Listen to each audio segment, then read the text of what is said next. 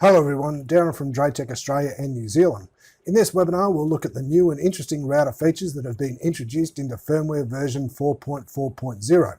This firmware is available for the latest dual and single WAN routers except for the VPN 167.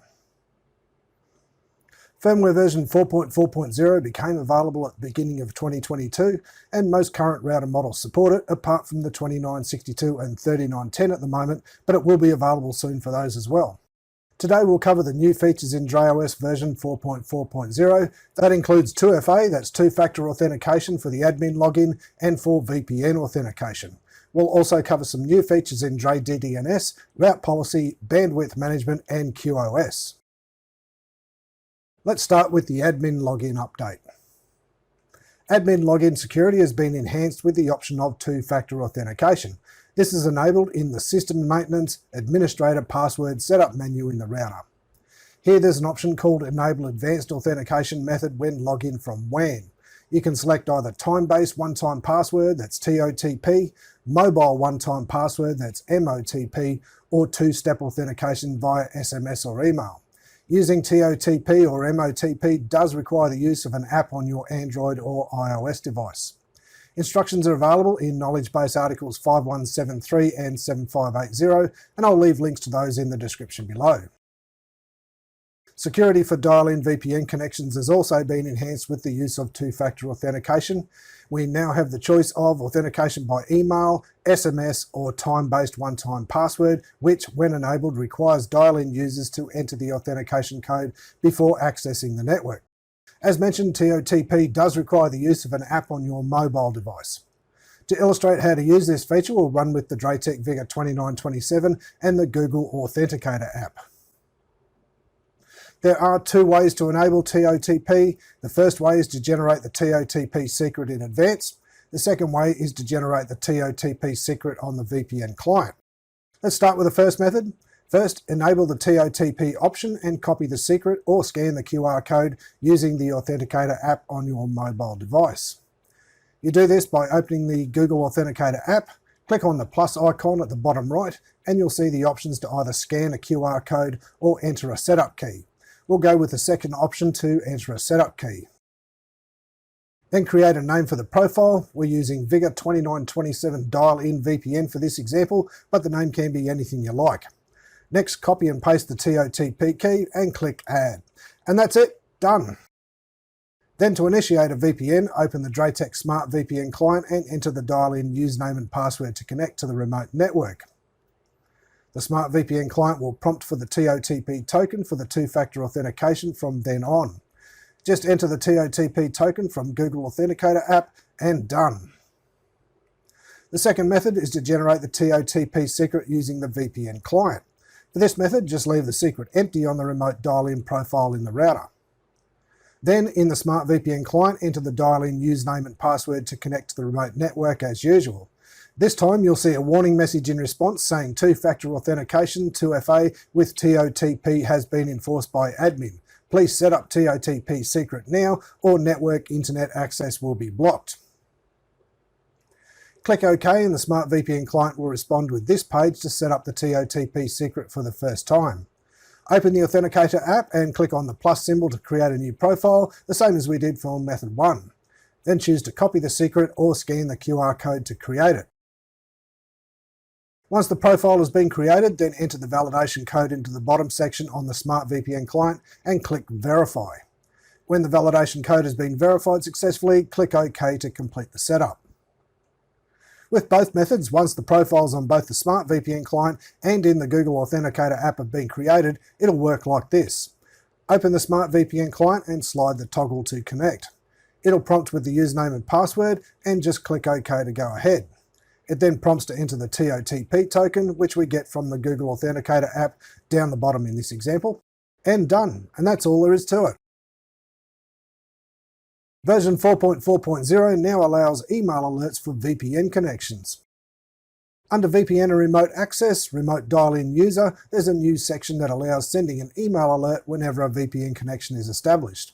There's an SMS feature as well, but it isn't configured for Australian providers. With that being said, you can create a custom profile, but you'll need to contact your SMS provider for the coding to use in the SMS object. Version 4.4.0 also includes some enhancements to DrayDDNS to make the process a lot simpler. Dynamic DNS services allow running servers on local networks with dynamic WAN IP addresses, so they can be found by anyone on the internet no matter how often that IP address changes. It makes remote access easy, providing a way to stay connected even if the router doesn't have a static public IP address. You can use a host name of your choice, providing an easy-to-remember address for VPN server settings. The DrayDDNS domain can also be configured to track multiple public IP addresses, and multi-WAN routers like the VGA2927 will update all WAN IPs automatically. And guess what? DrayDDNS is free. Each DrayTech router can apply for one DrayDDNS hostname. The only requirement is to renew it once each year. To activate the DrayDDNS service, go to Applications Dynamic DNS in the router and make sure Dynamic DNS setup is enabled. Then select a blank index. Enable it, select DrayDDNS as the service provider and the WAN interfaces you want it to apply to, and then click the wizard button to continue. Just keep in mind that before you do this, you will first need to have created a MyVigor account and have registered the router to your account. Then enable DT-DDNS and agree to the terms. Alter the domain name if needed, then click that you have read and accept the agreement, then click Next. Confirm the details of the DrayDDNS service and click Activate. If you didn't first create a MyVigor account and register the router to it, the process will fail and you'll need to do that first, then come back and go through the wizard again. If you did and you're still getting an error or the service is failing to activate, it may just need a little time. One thing you can try to speed things up is to log into MyVigor, then check that it's all there and the settings are correct, and then try the Force Sync button. Then come back to the router and it should be fine. Otherwise, just wait for 10 or 20 minutes and it should sort itself out automatically. Once it's set up, if you want to alter your DrayDDNS domain name, go to Application DrayDDNS. Select the DrayDDNS account and click Edit Domain. That will redirect to the MyVigor website. Then log into your MyVigor account, go to the DrayDDNS tab, click the Edit button and type in your new domain name. We'll call this one i-lan-test1, then click the tick to confirm it. Then click on Force Sync. Now if we go back to our Dynamic DNS setup menu in the router and click on Force Update, after a few moments we should see the new name appear. If not, you may need to wait 10 or 20 minutes or try that process again. The DrayDDNS license is valid for 1 year. 30 days prior to expiry, you'll receive a notification email to renew the license. If no action is taken within that 30 days, the server will remove the domain name. If you still want to use the DrayDNS service after that, you'll need to regenerate the domain on the MyVigor website. Just keep in mind that your previous domain name may not necessarily be available anymore if someone else has taken it. Another new feature is the ability to create or renew a security certificate for your DrayDDNS using Let's Encrypt. Simply click on the Create button towards the bottom of the Dynamic DNS account setup menu and follow your nose. Version 4.4.0 also includes some additions to route policy. The router can send certain application traffic to a VPN or a specific WAN for better performance or for security reasons. Simply navigate to the routing policy menu, then in the criteria section select App Service as the destination and select Create New. A new window will open up and ask you to select an application. Once the packet criteria has been set up, it can be sent to a selected interface. The interface options are Physical WAN, including WAN IP alias, Virtual WAN, LAN IP routed subnet, DMZ subnet, and VPN. The interface mode will be available if multiple physical WANs have been selected, and you can choose from IP-based load balance and session-based load balance. You can also change the gateway if needed. What's the difference between IP-based load balance and session-based load balance? Well, for IP-based, each source IP plus destination IP combination goes via the same WAN regardless of how many sessions are generated. For session-based, each session is balanced regardless of whether they are from the same source IP and destination IP combination. In other words, sessions are sent across all WANs in the load balance pool, so the result is a combination of all WANs, in effect aggregating the WANs. If you'd like more information about session-based load balance, check out a video we produced a few years ago titled How to Enable WAN Aggregation in DrayTech Routers. I'll leave a link to that in the description below, as well as a link to a knowledge base article on the same topic. And there's some changes to bandwidth management in version 4.4.0. Now the router can add an app limitation under bandwidth management. The default bandwidth applies to all apps as a per client per app limit. The limitation list displays the transmit, TX, and receive RX limits set for each app. If you don't want any apps to be limited, set the TX and RX limits to 0 for unlimited bandwidth. If you'd like to limit the bandwidth for a specific app, you can alter that in the section at the bottom. Note that if you do that, it will override the default limit. We also have some improvements in QoS in version 4.4.0. Now, hardware QoS has been added to bandwidth management. Hardware QoS takes the load off the CPU and can improve router performance. Here's what we had before in the bandwidth management menu, and this is what we have now in version 4.4.0. You'll notice the bandwidth management page is now split into 4 sections.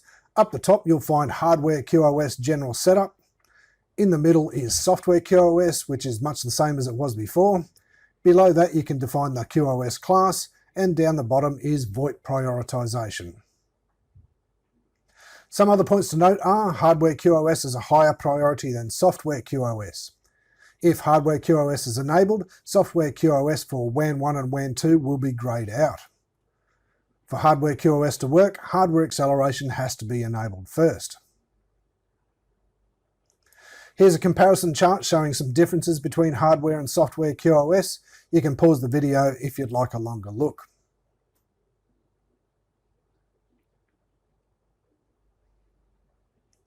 For software QoS, we can define WAN bandwidth and operational direction so the router knows when to interrupt and put packets in a queue. For DSL WANs, the speed in the QoS table will be synced with the ISP speed. The line 1 information can be found under Dashboard Physical Connection. For other WAN types, you'll need to manually enter the WAN bandwidth. The easiest way to do that is to run an online speed test and go with the average of 3 or more tests. You'll find more information on this in a previous webinar we did titled Latest Advances in DrayTech Quality of Service, and I'll leave a link to that in the description below as well. We can also allocate the corresponding bandwidth ratio for QoS classes. DrayTech routers will allocate promised bandwidth for high-class traffic by queuing low-class packets. Note that for hardware QoS, the bandwidth allocation for class 1, 2 and 3 is a fixed allocation. That means it can't borrow unused bandwidth from other classes. For dynamic allocation, the bandwidth allocation can borrow unused bandwidth from the others class. You can also use the App QoS feature to set up bandwidth allocation for 150 plus predefined apps, which is more than were previously available. It's easily set up in just a few clicks. Just keep in mind that this rule applies to all LAN clients. Another way is to set up the class rules in the bandwidth management page. The class rules can be set up by service type, IP addresses, and DSCP. That option does require basic computer networking knowledge to set up, but it can specify the source and destination to suit different scenarios. Here's an example scenario. Sarah has 2 children and she now works from home due to a leg injury. She mostly uses Skype for company meetings and contact with her clients. During the day, her children watch YouTube and Netflix, and she's wondering if this is the cause of choppy video calls recently. That's probably accurate, since streaming video can consume bandwidth. So looking at the classes, VoIP always has the highest priority, followed by Class 1, Class 2 and Class 3. The other classes usually have lower priority, for example downloading software.